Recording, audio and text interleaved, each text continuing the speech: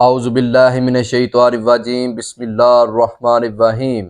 السلام علیکم ناظرین، بخاری شریف میں ہے کہ بنی اسرائیل کے ایک شخص نے دوسرے شخص سے 1000 دینار ادھار مانگے۔ اس نے کہا کہ کوئی گواہ لاؤ۔ اس نے جواب دیا کہ خدا کی گواہی کافی ہے۔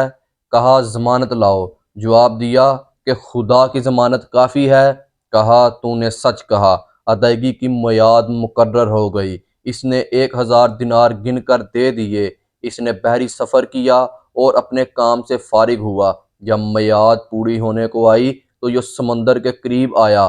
کوئی جہاز کشتی ملے اس میں بیٹھ کر جاؤں اور رقم ادا کر آؤں، لیکن کوئی جہاز نہ ملا۔ جب دیکھا کہ وقت پر نہیں پہنچ سکتا تو اس نے ایک لکڑی لی اور بیچ میں سے کھوکھلی کر لی اور اس میں 1000 دینار رکھ دیے اور ایک پرچہ بھی رکھ دیا۔ پھر منہ بند کر دیا اور اللہ تعالیٰ سے دعا کی، اے پروردگار، تجھے خوب علم ہے میں نے فلاں شخص سے 1000 دینار قرض لیے۔ اس نے مجھے ضمانت طلب کی، میں نے تجھے ضامن بنایا اور اس پر وہ خوش ہو گیا۔ گواہ مانگا، میں نے گواہ بھی تجھی کو رکھا اور وہ اس پر بھی خوش ہو گیا۔ اب جب کہ وقت مقرر ختم ہونے کو آیا تو میں نے ہر چند کشتی تلاش کی کہ میں جاؤں اور اپنا قرض ادا کراؤں، لیکن کوئی کشتی نہیں مل رہی۔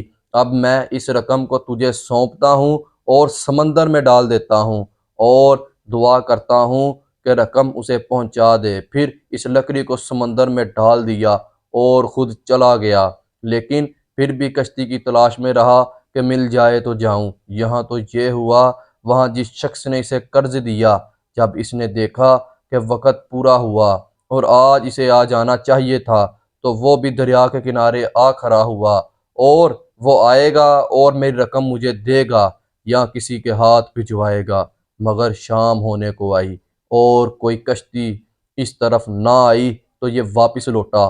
کنارے پر ایک لکڑی دیکھی تو اس نے یہ سمجھ کر کہا کہ خالی تو جا ہی رہا ہوں، کیوں نہ اس لکڑی کو لے چلوں، پھاڑ کر سکھا لوں گا، جلانے کے کام آئے گی۔ گھر پہنچ کر جب اسے چیرتا ہے تو اس سے اشرفیاں نکلتی ہیں، گنتا ہے تو پوری 1000 ہوتی ہے۔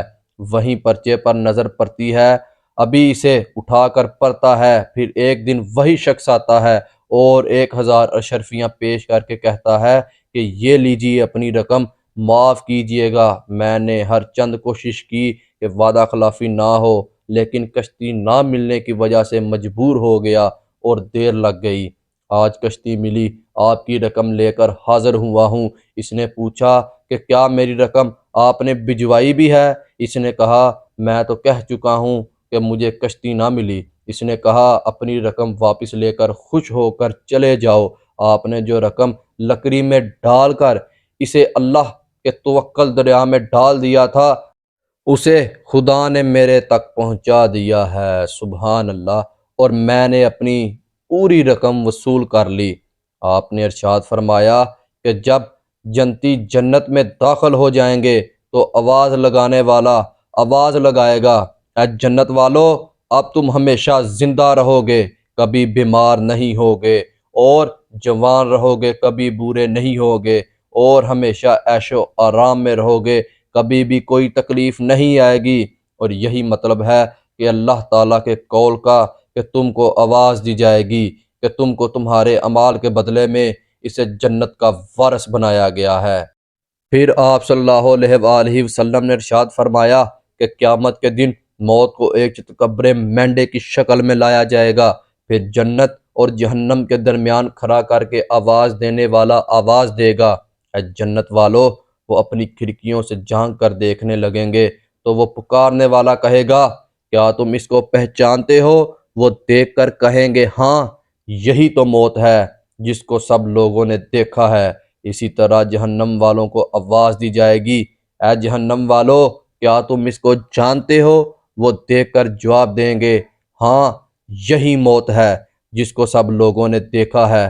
پھر وہ موت جنت اور جہنم والوں کے درمیان سب لوگوں کے سامنے ذبح کر دی جائے گی۔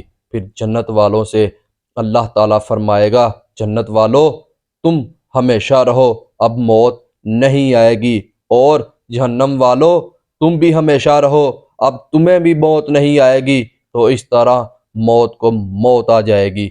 تو اللہ تعالیٰ سے دعا ہے کہ اللہ تعالیٰ ہمیں آخرت کی تیاری کرنے کی توفیق عطا فرمائے۔